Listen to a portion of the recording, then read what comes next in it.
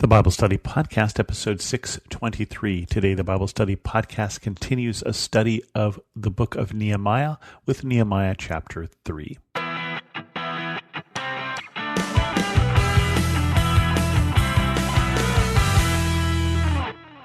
Welcome to the Bible Study Podcast. This is your host, Chris Christensen.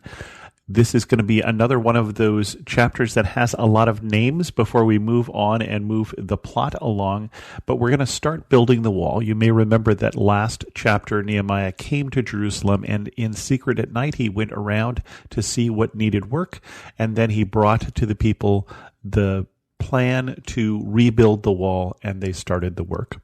And this is who's doing what? Builders of the wall.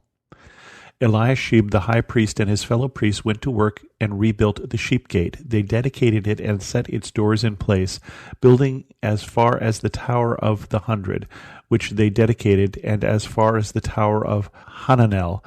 The men of Jericho built the adjoining section, and Zaccur son of Imri built next to them. The fish gate was rebuilt by the sons of Hassenaah. They laid its beams and put its doors and bolts and bars in place. Meremoth, son of Uriah, son of Hakaz, repaired the next section. Next to him, Meshullam, son of Berechiah, son of Meshezabel, made repairs, and next to him, Zadok, son of Bana, also made repairs. The next section was repaired by the men of Tekoa, but their nobles would not put their shoulders to the work under their supervisors.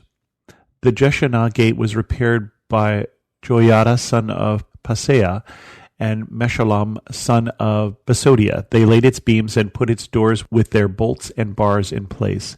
Next to them repairs were made by the men of Gibeon and Mizpah, Miltiah and Gibeon and Jadon of Meronoth, places under authority of the governor of Trans-Euphrates. Uzziel, son of Hariah, one of the goldsmiths, repaired the next section, and Hananiah, one of the perfume makers, made repairs next to that. They restored Jerusalem as far as the broad wall. Rephaiah, son of Hur, ruler of the half-district of Jerusalem, repaired the next section.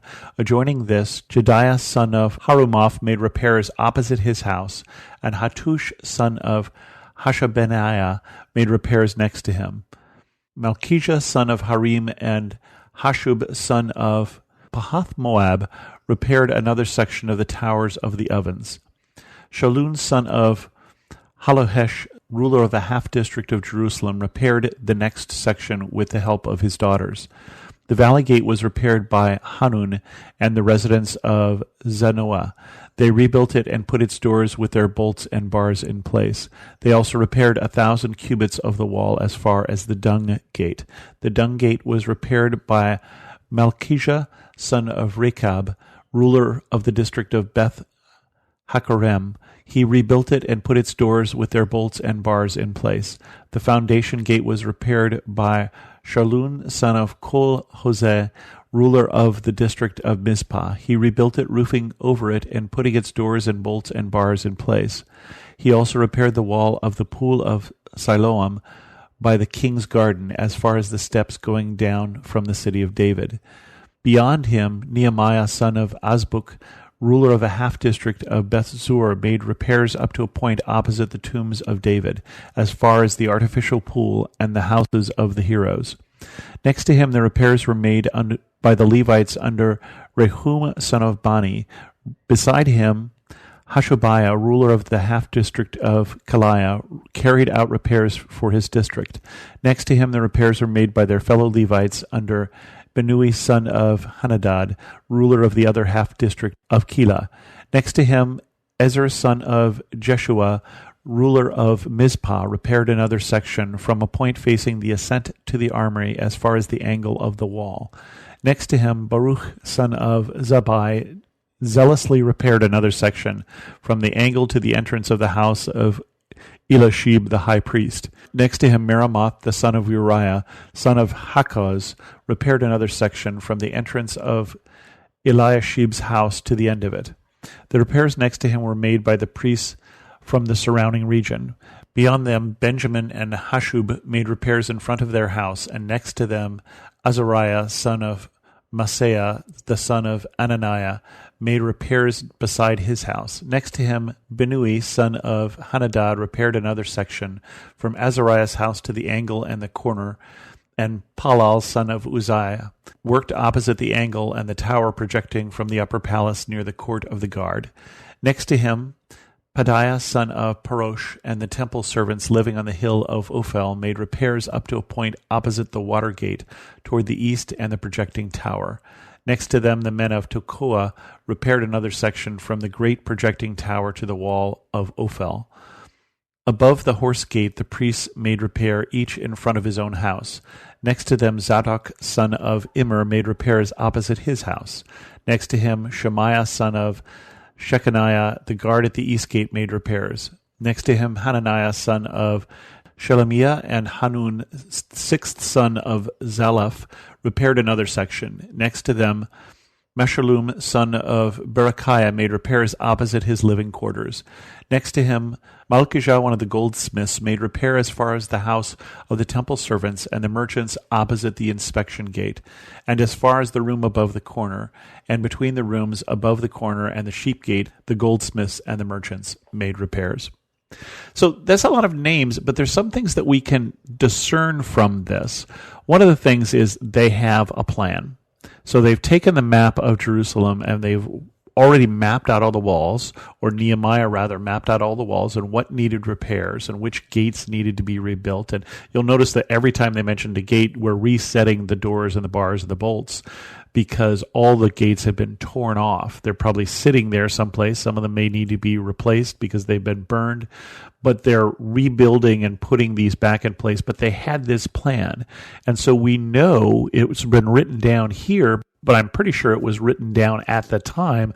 Okay, you, Azariah, you're going to go from here to here, and you, Binui, you're going to go from here to here.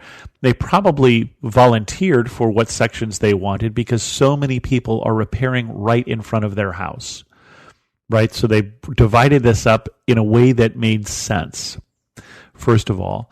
And probably people had some say in this. At least the plan made sense where I just have to walk across the street and I can help repair this. Now, in many places, it named just one person who's repairing this section of the wall. They are probably heading the family or whatever, because you'll notice some sections are the people of the town of this and some sections are this person. So this person is probably not the only person there. You wouldn't have just one person trying to repair a whole section of the wall, especially with the size of the stones and such.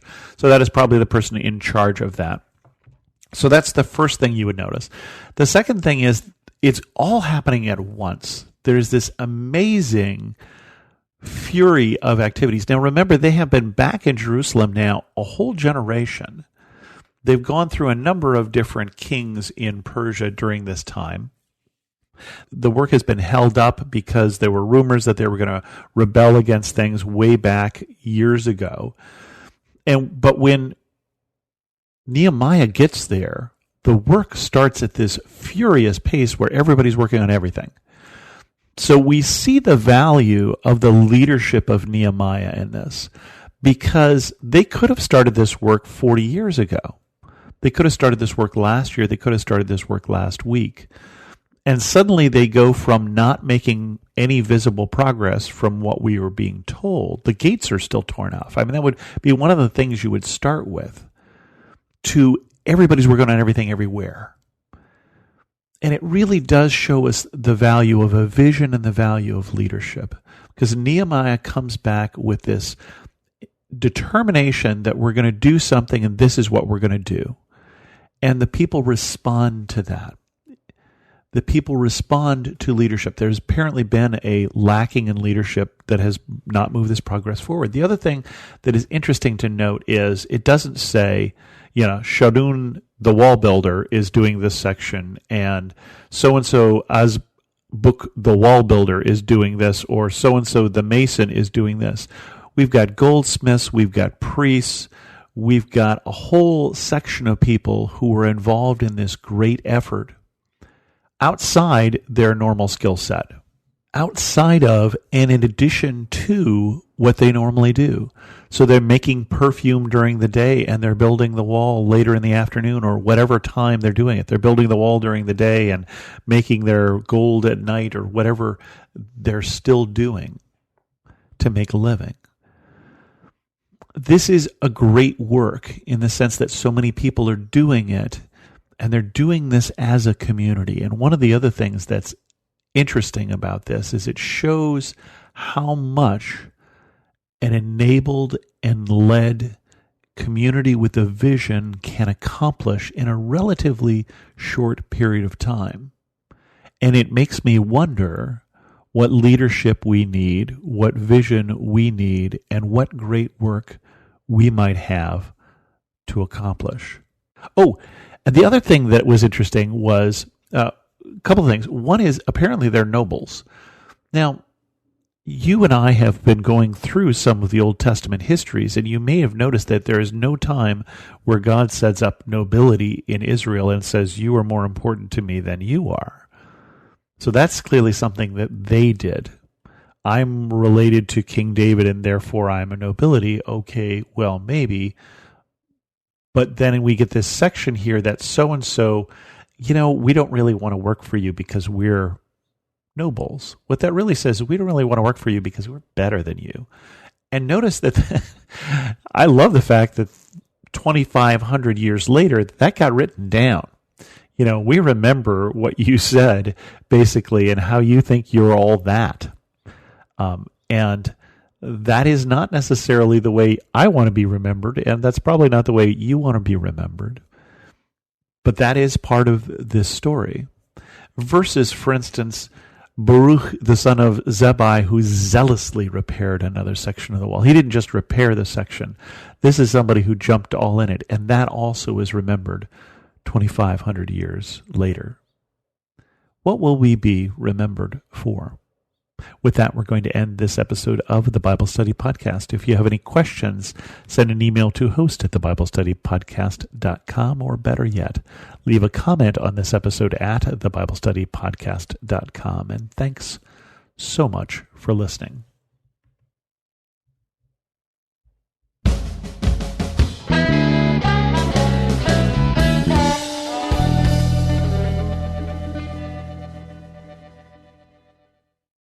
I found myself on a ledge, 3 stories high at some condominiums, contemplating my life and struggling to understand my purpose. Have you ever found yourself on the ledge? My name is Billy Yant. I'm a caring father, mentor, and friend. In my new podcast, Billy and the Goat, I share the life-changing events that shaped who I am today to remind you that no matter how far you've fallen, God can help you get up and thrive. Listen now at lifeaudio.com.